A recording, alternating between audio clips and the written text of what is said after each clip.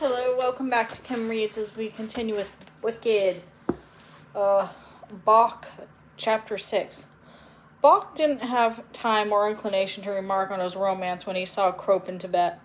The rhino librarian, having been paid scant attention to the boys or their progress all summer, had suddenly cottoned on how little had been achieved, and all romantic huffs and watchful eyes.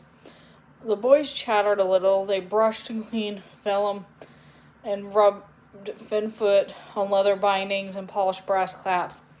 Only a few days left of this tedium. One afternoon, Bach left his eye drift down to the codex he was handling.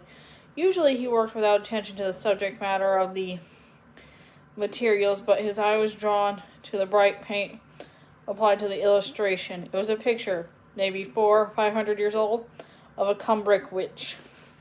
Some monk's visionary zeal or anxiety about magic had inspired his brush. The witch stood on an isthmus connection to rocky lands, and on either side of her stretched patches of cerulean blue sea, with white-lipped waves of astonishing vigor, and particularly the witch held it in her hands, a beast of unrecognizable species, though it was clearly drowned or nearly drowned.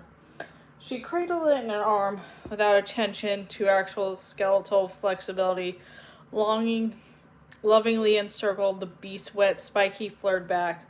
With her hand she was freeing a beast from her robe, offering to suck to the creature. Her expression was hard to read, or had the monk's hand smudged, or age grime bestowed a suffumo amato sympathy. She was nearly motherly, with a miserable child.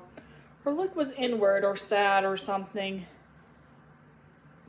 but her feet didn't match her expression, where they were planted on the narrow strand with a prehensile grip apparent, even though the silver-covered shoes, whose coin of the realm brilliance had first caught Bach's eye. Furthermore, the feet were turned out to 90-degree angles to the shins. They showed in profile as mirror images, heels clicked together, and toes in opposite positions like a stance in a ballet. The gown was a lazy dawn blue. He guessed by the jewel tones of the work that the document hadn't been opened in centuries. Dramatically, or teleologically, the image seemed to be some sort of a hybrid of the creature myths of the animals. Here were the floodwaters when they derived from the legends of Lorraine or the unnamed god, where they were rising or sinking. Was the Kubrick Witch interfering with or accomplishing the ordained fate of the beast? Though in a script too crabbed and archaic for Bach to decipher, perhaps this animal supported the fable of a Kubrick Witch that gave animals the gifts of speech, memory, and remorse.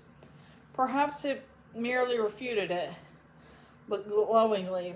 Anyway, you look at where there was a syncretism of myths happy appetite to engorge our narrative strange. Maybe this painting was the suggestion of some alarmed monk that the animals received their strength through yet another sort of baptism, by nursing at the teat of the Kubrick Witch, inducted through the milk of the witch.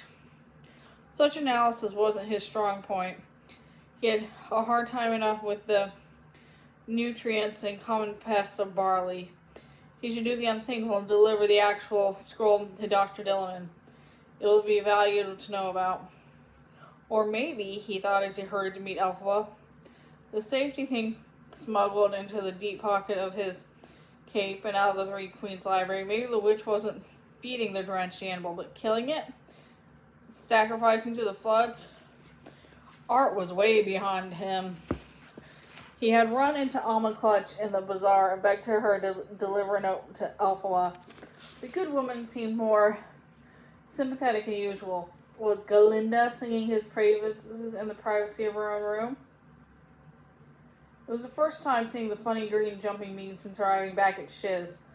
And there she was, on time, arriving at the cafe as requested, in a gray ghost of a dress. with a knitted pull frame at the sleeves and a man's umbrella, big and black and landslide when rolled up. Elphaba sat with a graceless front and examined the scroll. She looked at it more closely than she would bring herself to look at Bach, but she listened to his exegesis, thought it was feeble. What prevents this from being the very Queen Lorraine, she asked. Well, the accoutrements of glamour are missing. I mean, the golden nimbus of hair, the elegance, the transparent wings, the wand. Those silver shoes are pretty gaudy. She munched on a dry biscuit. It doesn't look like the portrait of determination, or what do I mean, Genesis. It looks reactive rather than proactive. The figure is at the very least confused, don't you think? You've been hanging around Cropin Tibet too long. Go back to your barley, she said, pocketing the thing. You're getting vague and artsy, but I'll give it to you. Give it to Dr. Delman. I'll tell you, he keeps making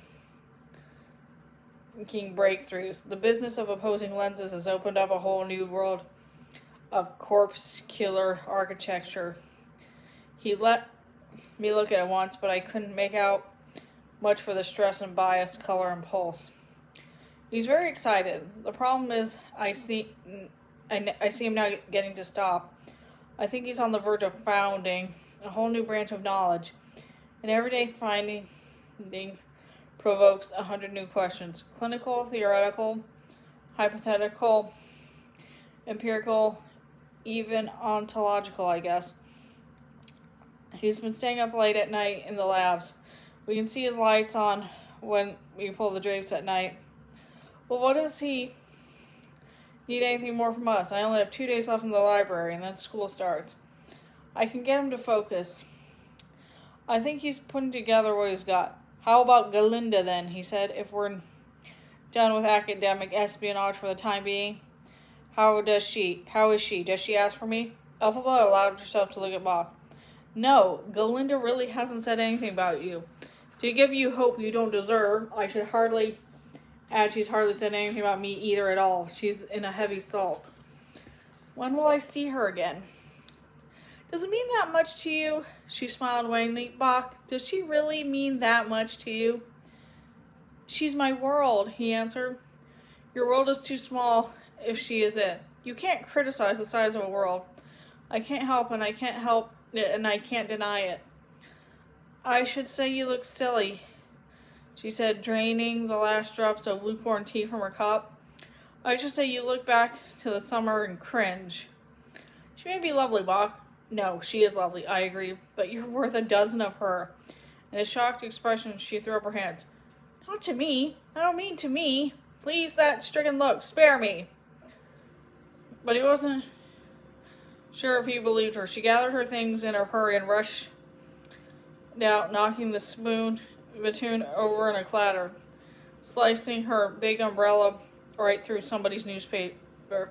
She didn't look both ways as she lunged across the railway square. It was nearly mowed down by an old ox and a cumbersome tricycle. That's the end of that chapter. See you later.